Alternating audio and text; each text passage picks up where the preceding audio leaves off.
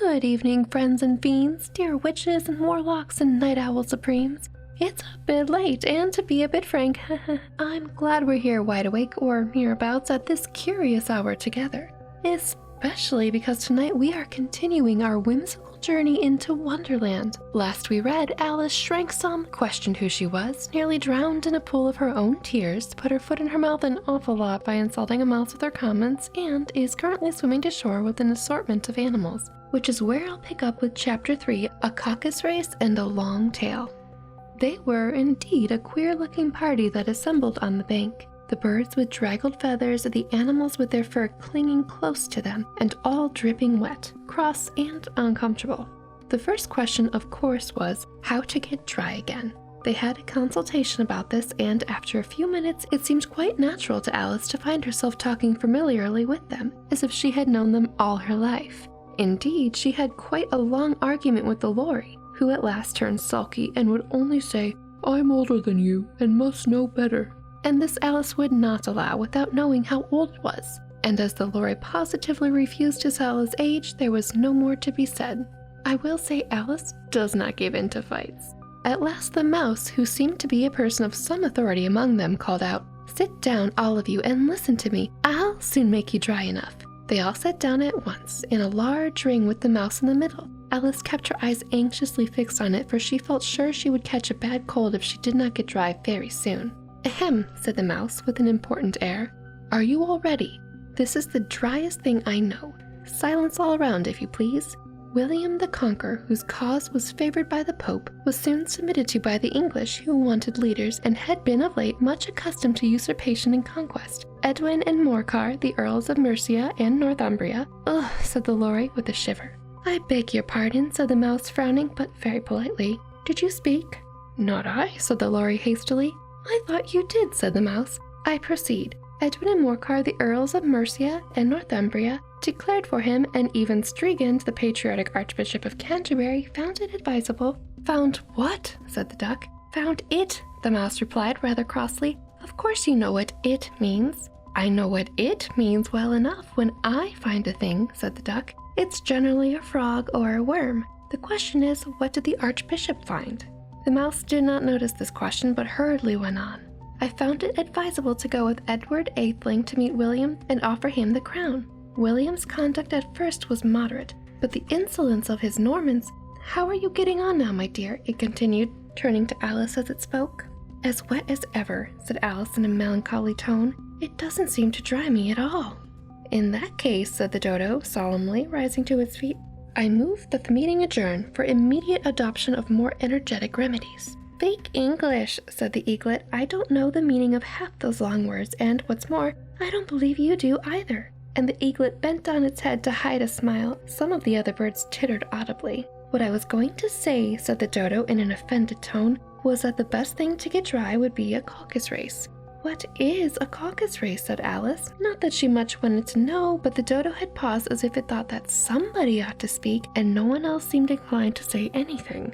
"Why," said the dodo, "the best way to explain it is to do it. And as you might like to try the thing yourself some winter day, I will tell you how the dodo managed it." "I don't know if I want to know." First, it marked out a race course in a sort of circle. "The exact shape doesn't matter," it said. Then all the party were placed along the course here and there.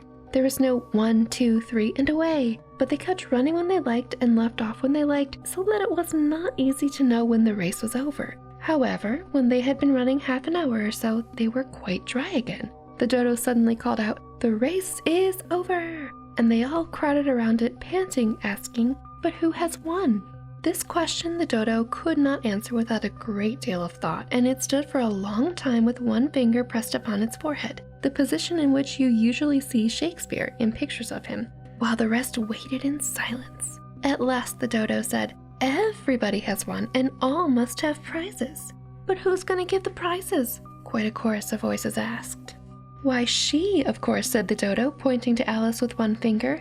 And the whole party at once crowded round her, calling out in a confused way, "Prizes! Prizes!"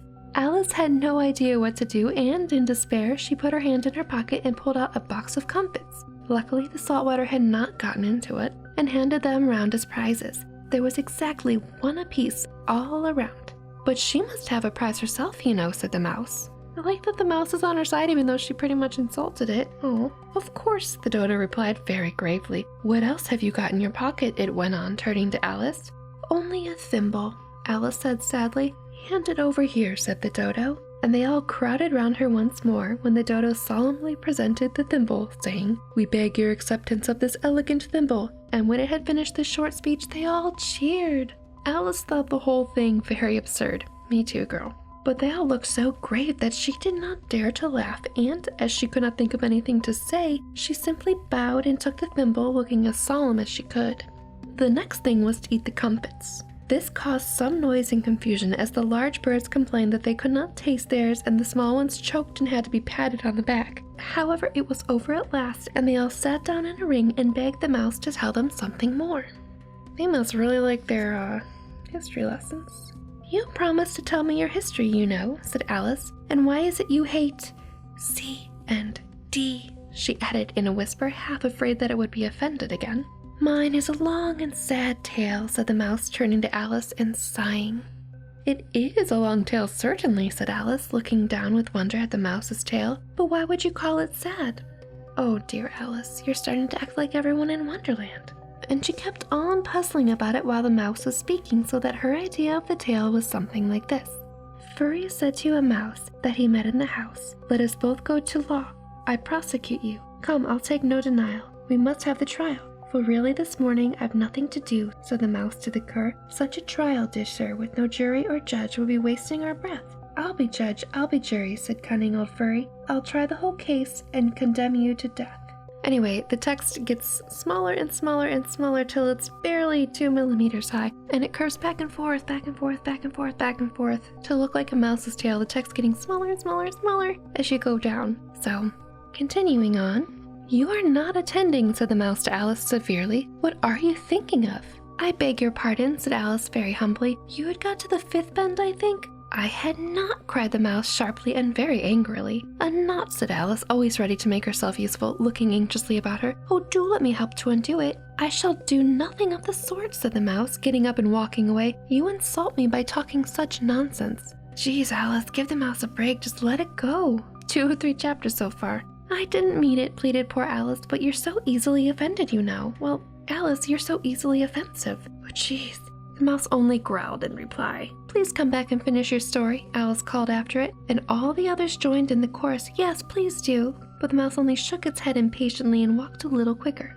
What a pity it wouldn't stay, sighed the Lory as soon as it was quiet and out of sight, and an old crab took the opportunity, saying to her daughter, Ah, my dear, let this be a lesson to you to never lose your temper. Hold your tongue, Ma, said the young crab a little snappishly. You're enough to try the patience of an oyster. I don't even know what's going on. The mouse seemed like it was perfectly in line. Anyway, I wish I had our Dinah here. I know I do, said Alice aloud, addressing nobody in particular. She'd soon fetch it back. God, Alice, that is exactly what got you in trouble with this mouse in the first place, talking about your cat and how much it liked to eat mice. Anyway, back to the story. And who is Dinah, if I might venture to ask the question, said the Lory. Alice replied eagerly, but she was always ready to talk about her pet. I mean, what cat lady isn't? Dinah's our cat, and she is such a capital one for catching mice, you can't think. And oh, I wish you could see her after the birds. Why, she'll eat a little bird as soon as she can look at it. Good God, Alice, please, stop. This speech caused a remarkable sensation among the party. Some of the birds hurried off at once. One old magpie had been wrapping itself up very carefully, remarking, I really must be getting home. The night air doesn't suit my throat. And a canary called out in a trembling voice to its children, Come away, my dears, it's high time you are all in bed. On various pretexts, they all moved off, and Alice was soon left alone.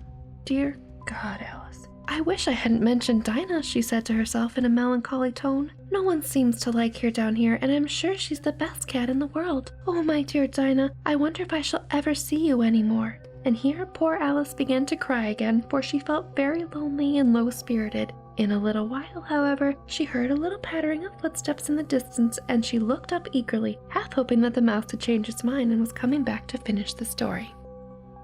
But we shall not know until next time, because that is where Chapter 3 ends. Thank you for tuning in for tonight's tale. I hope you enjoyed the telling of it, and please let me know what you think in the comments below, and if you'd like to continue on with Chapter 4, or more.